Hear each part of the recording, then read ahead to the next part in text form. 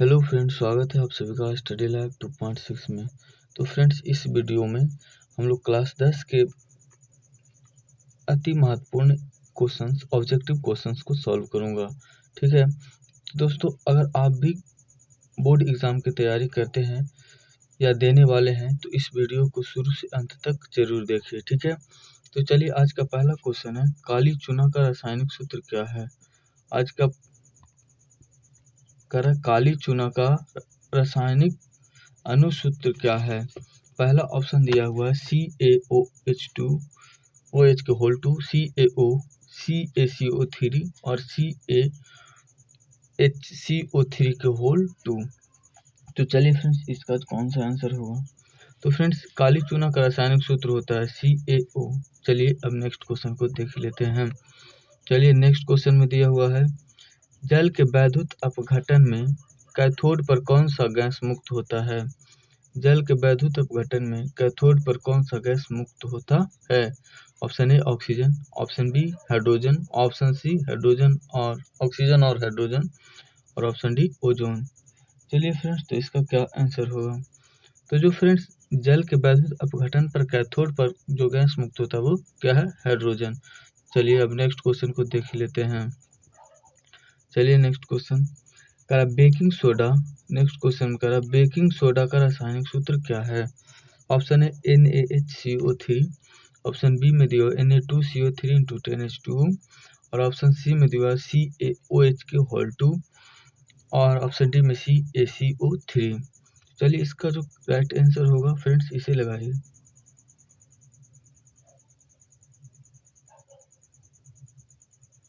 तो फ्रेंड्स, इसका जो सूत्र होगा NaHCO3। चलिए फ्रेंड्स, नेक्स्ट क्वेश्चन को देख लेते हैं।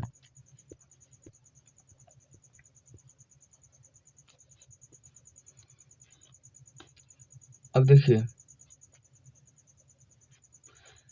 कर अगला क्वेश्चन, कौन सा पदार्थ नीले लिटमस पत्र को लाल में बदल देता है। ऑप्शन ए अम्ल, ऑप्शन बी क्षार और ऑप्शन सी लवण और ऑप्शन डी इनमें से कोई नहीं। तो फ्रेंड्स, इसका जो राइट आंसर जाएगा क्या, अम्ल। अम्ल नीले लिटमस पत्र को लाल में बदल देता है। अब नेक्स्ट क्वेश्चन देखिए, मिल्क ऑफ मैग्नीशिया का पीएच मान कितना होता है। मिल्क ऑफ मैग्नीशिया यानी MgO, मिल्क ऑफ मैग्नीशिया का पीएच मान कितना होता है। ऑप्शन ए में 7, ऑप्शन बी दिया 8 और ऑप्शन सी 9 और ऑप्शन डी दिया 10.5। तो इसका जो राइट आंसर जाएगा क्या, 10.5। तो चलिए फ्रेंड्स, अब नेक्स्ट क्वेश्चन को देख लेते हैं। नेक्स्ट क्वेश्चन कह रहा है, निम्न में कौन सा अधातु चमकीला है। Option A iodine, option B में दिया हुआ सल्फर और option C bromine, option D selenium. तो फ्रेंड्स, इसका जो राइट आंसर जाएगा क्या, आयोडीन। इनमें से कौन से अधातु होते हुए चमकीला है, तो वो है आयोडीन। चलिए नेक्स्ट क्वेश्चन को देख लेते हैं। निम्न में से कौन सा धातु अत्यधिक अभिक्रियाशील है। Option A aluminium, option B sodium, option D calcium और ऑप्शन डी मैग्नीशियम। चलिए, तो इसका जो कौन सी राइट आंसर होगा बताइए। तो फ्रेंड्स, इसका जो राइट आंसर होगा क्या, सोडियम। सबसे अधिक अभिक्रियाशील क्या कौन सी है, सोडियम। चलिए अब नेक्स्ट क्वेश्चन को देख लेते हैं। ऑक्सीजन परमाणु के बाह्यतम कक्षा में इलेक्ट्रॉन की संख्या कितनी होती है। Option A 6, option option A में 2 दिया हुआ, ऑप्शन बी में 6 दिया हुआ और ऑप्शन सी में 3 और ऑप्शन डी में 4। तो फ्रेंड्स, इसका जो आंसर होगा, सबसे पहले बाह्यतम कक्षा में कितने इलेक्ट्रॉन है इसके निकालने के लिए ऑक्सीजन को हमें परमाणु संख्या याद होना चाहिए। तो ऑक्सीजन की परमाणु संख्या कितना होता है, 8। तो हम क्या जानते हैं, किसी भी सेल की प्रथम कक्षा में 2 इलेक्ट्रॉन भरे जा सकते हैं। ठीक है, और अगले वाले कक्षा में कितने, दूसरी कक्षा में 8 इलेक्ट्रॉन भरे जा सकते हैं। तो ऑक्सीजन के 8 इलेक्ट्रॉन होते हैं। ऑक्सीजन के 8 इलेक्ट्रॉन तो हैं, जिसमें तो 2 इलेक्ट्रॉन इसमें भर गए, तो अब बाहर कितने बचे, 6 इलेक्ट्रॉन। तो ये क्या, 6 इलेक्ट्रॉन बाह्यतम कक्षा में भरे जाएंगे। ठीक है फ्रेंड्स, तो ऑक्सीजन के बाह्यतम कक्षा में कितने इलेक्ट्रॉन भरे जाएंगे, 6 इलेक्ट्रॉन। फ्रेंड्स चलिए अब ध्यान रखिएगा। चलिए अब नेक्स्ट क्वेश्चन को देख लेते हैं। ब्यूटानिन एक कार्बन यौगिक है, किसका प्रक्रियात्मक समूह है? ऑप्शन ए कार्बोक्सिलिक अम्ल, ऑप्शन बी एल्डिहाइड अम्ल, और ऑप्शन सी कीटोन, और ऑप्शन डी एल्कोहल। तो फ्रेंड्स इसका कौन से आंसर होगा? तो ब्यूटानिन एक कार्बनिक यौगिक है जिसका प्रक्रियात्मक समूह क्या है? तो वो कीटोन समूह का है। कौन समूह का? कीटोन इसका राइट आंसर जाएगा, ऑप्शन सी। चलिए अब नेक्स्ट क्वेश्चन को देख लेते हैं। नेक्स्ट क्वेश्चन कह रहा है नाइट्रोजन के दो परमाणुओं के बीच किसके आबंध बने होते हैं? एक आबंध, द्विआबंध, त्रिआबंध, और इनमें से कोई नहीं। तो चलिए फ्रेंड्स इसका जो राइट आंसर होगा, नाइट्रोजन और नाइट्रोजन के बीच त्रिआबंध होते हैं। कितने? त्रिआबंध। तो इसका राइट आंसर जाएगा ऑप्शन सी। चलिए अब नेक्स्ट क्वेश्चन को देख लेते हैं। ऑप्शन में एक कह रहा है क्वेश्चन, एल्कीन का सामान्य सूत्र क्या है? ऑप्शन ए CnH2n+2, ऑप्शन बी में दिया CnH2n, ऑप्शन सी में दिया CnH2n-1, और ऑप्शन डी में दिया हुआ है CnH2n-2।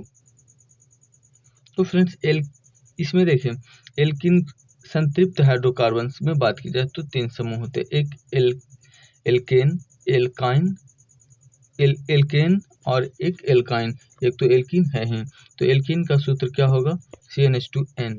ये फ्रेंड्स एल्केन का सूत्र होगा और ये एल्काइन का सूत्र होगा। तो चलिए अब नेक्स्ट क्वेश्चन को देख लेते हैं, ध्यान रखिएगा, ठीक है। चलिए अगला क्वेश्चन है, आधुनिक आवर्त सारणी में आवर्तों की संख्या कितनी है? ऑप्शन ए में 7, ऑप्शन बी 8, और ऑप्शन सी 9, और ऑप्शन डी 18। चलिए फ्रेंड्स, तो आवर्त कितने हैं? 7। देखिए आधुनिक आवर्त सारणी में 7 आवर्त हैं और 18 क्या है? इस तरह से रहेंगे जिसे वर्ग कहते हैं। तो चलिए फ्रेंड्स नेक्स्ट क्वेश्चन को देख लेते हैं। समूह में ऊपर से नीचे जाने पर परमाणु आकार में क्या परिवर्तन होता है? ऑप्शन ए परमाणु का साइज बढ़ता है, ऑप्शन बी परमाणु की साइज घटता है, और ऑप्शन सी परमाणु साइज अपरिवर्तित रहता है, और ऑप्शन डी में दिया हो इनमें से कोई नहीं। तो फ्रेंड्स इसका जो राइट आंसर होगा, ऊपर से नीचे जाने पर परमाणु साइज क्या? बढ़ता है। चलिए तो नेक्स्ट क्वेश्चन को देख लेते हैं। ऑप्शन ए इनमें से कौन अधातु होते हुए भी चमकीला है? Option A carbon, option B bromine, option C iodine, और ऑप्शन डी में दिए इनमें से कोई नहीं। तो जो फ्रेंड्स इसका राइट आंसर होगा क्या? आयोडीन। चलिए फ्रेंड्स अब नेक्स्ट क्वेश्चन को देख लेते हैं। नेक्स्ट क्वेश्चन है, कार्बन की परमाणु संख्या कितनी है? ऑप्शन ए में 2, और ऑप्शन बी 5, और ऑप्शन सी 6, और ऑप्शन डी में दिया हुआ 8। तो फ्रेंड्स जो कार्बन की परमाणु संख्या होती है वो कितनी? 6। चलिए अब नेक्स्ट क्वेश्चन को देख लेते हैं।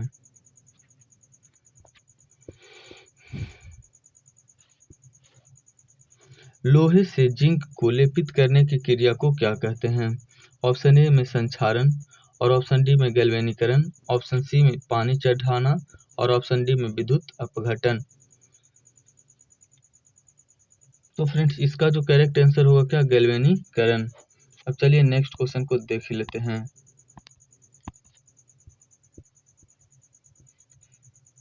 जस्ता धातु तनु हाइड्रोक्लोरिक अम्ल की अभिक्रिया के फलस्वरूप निम्न में से कौन सी गैस बनता है? ऑप्शन ए CO2, N2, H2, और SO2। तो फ्रेंड्स इसका जो राइट आंसर जाएगा क्या? H2 hydrogen gas. चलिए अब नेक्स्ट क्वेश्चन को देख लेते हैं। तो चलिए फ्रेंड्स अब नेक्स्ट क्वेश्चन को देख लेते हैं। नेक्स्ट क्वेश्चन में कह रहा है, निम्नलिखित में से कौन अत्यधिक अभिक्रियाशील है? तो option A copper, option C Hg पारा, और ऑप्शन ए जी चांदी, और ऑप्शन ए यू सोना।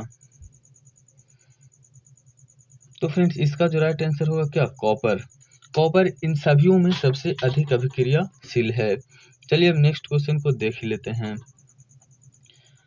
कह रहा निम्न में कौन अधातु है?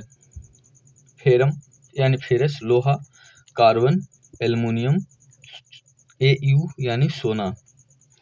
तो चलिए फ्रेंड्स जो इसमें अधातु है कार्बन, कार्बन क्या है? एक अधातु है। चलिए अब नेक्स्ट क्वेश्चन को देख लेते हैं। निम्नलिखित में से कौन अधातु है? तो ये रिपीटेशन क्वेश्चन है, कार्बन होगा। चलिए अब नेक्स्ट क्वेश्चन को देख लेते हैं। कह रहा है इसमें कैल्शियम की परमाणु संख्या कितनी है? ऑप्शन ए 12, ऑप्शन बी दिया हुआ 13, ऑप्शन सी में 19 और ऑप्शन डी में 20। तो फ्रेंड्स जो इसका राइट आंसर जाएगा, कैल्शियम की परमाणु संख्या कितनी होती है? 20। ठीक है, चलिए अब नेक्स्ट क्वेश्चन को देख लेते हैं। सिलिका क्या है? एक धातु, ऑप्शन बी में अधातु, ऑप्शन सी उपधातु और ऑप्शन डी इनमें से कोई नहीं। चलिए फ्रेंड्स इसका जो राइट आंसर होगा इनमें से कोई नहीं। सिलिका एक न तो धातु है, ना ही अधातु, ना ही उपधातु। चलिए अब नेक्स्ट क्वेश्चन। नाइट्रोजन अणु में कितने सहसंयोजन बंद होते हैं?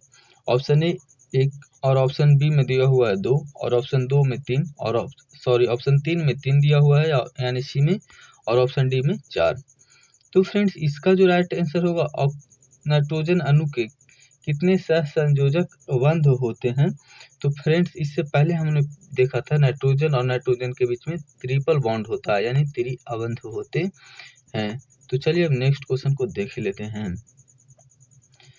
कारक क्वेश्चन, संगमरमर का रासायनिक सूत्र क्या है?